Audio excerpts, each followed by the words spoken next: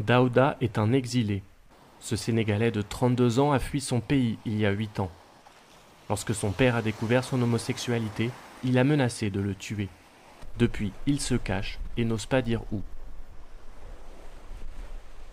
Il voulait me tuer, en fait, il voulait me tuer parce qu'il a sorti son arme et s'il n'y avait pas des gens à la maison, je serais mort actuellement parce que j'ai couru en sortant à la maison, j'ai rien amené, ni de papier, j'avais plus rien sur moi. Les homosexuels sont nombreux à quitter le Sénégal.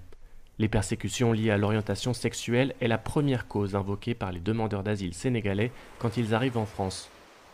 Ils fuient une vie de violence, d'isolement et surtout la honte qui pèse sur eux et leurs familles. Au Sénégal, vivre avec l'homosexualité, c'est être en danger du matin au soir.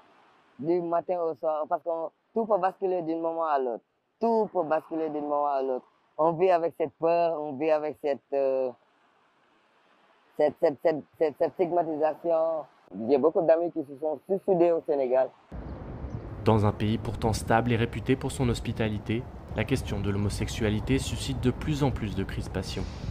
Au Sénégal, où 95% de la population est musulmane, l'homosexualité est considérée comme une déviance et les relations sexuelles entre individus de même sexe sont punies d'1 à 5 ans de prison. Dans les faits, les condamnations sont rares, mais ces dernières années, des groupes religieux font campagne pour durcir la loi. L'organisation islamique Jamra est à la tête de ce combat. Depuis des siècles, depuis que le Sénégal est Sénégal, le phénomène LGBT a toujours été partie intégrante de notre société.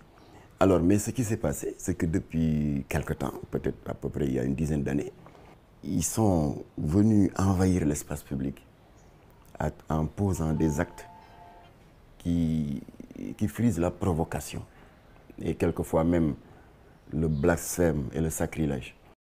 Parmi ces provocations, les médias locaux ont fait grand bruit de fausses cérémonies de mariage homosexuel ou encore de couples de même sexe surpris en plein débat dans des lieux de culte.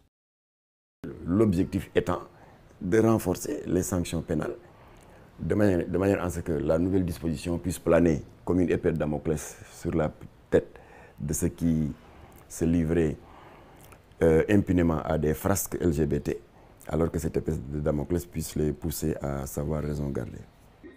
À 2 reprises ces derniers mois, des milliers de personnes se sont rassemblées à Dakar pour réclamer un renforcement de la répression de l'homosexualité. Le sujet agite aussi la classe politique, alors que le principal opposant Ousmane Sonko a promis de faire voter une telle loi s'il était élu. Dans un contexte de défiance grandissant vis-à-vis de l'Occident, ces manifestants dénoncent une propagande perçue comme une nouvelle tentative de se faire imposer un mode de vie et des valeurs contraires aux leurs. Ça heurte nos croyances. Ce n'est pas parce que les Occidentaux, on n'a rien contre vous, l'ont validé que nous devons le valider. La religion musulmane, la religion chrétienne n'accepte pas l'homosexualité. Pourquoi on veut nous imposer ça? Résultat, ceux qui ne peuvent pas partir vivent reclus et voient leur situation se détériorer, comme Abdou, 20 ans. J'étais allé jusqu'à être soigné chez un marabout parce qu'ils ont pensé que c'est quelque chose, c'est une maladie. Comme si ça arrive aux membres de la famille, c'est une honte pour toute la famille. La mère, elle est pointée du doigt, on dit que son fils c'est un PD, c'est un homosexuel. Elle n'a pas bien géré son ménage. Par exemple, il n'a pas respecté son mari, c'est pour ça qu'il a un tel fils et tout ça. C'est quelque chose, franchement, qui est tellement dur pour nous. Et je ne trouve pas les mots pour qualifier comment ça fait mal, au fond, d'être détesté. Abdou tente désormais de convaincre ses proches qu'il est guéri de son homosexualité. Il a coupé les ponts avec tous ses amis et vit constamment sur ses gardes.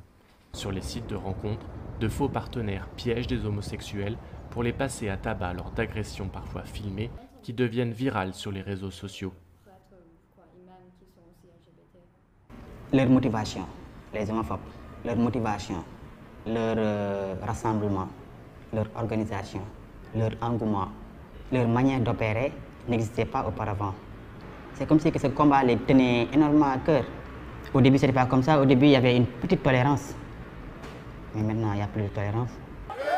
Daouda depuis son exil forcé, Khalifa et Abdou qui vivent cachés, ces trois hommes l'affirment, il n'y a pas de place pour les homosexuels au Sénégal.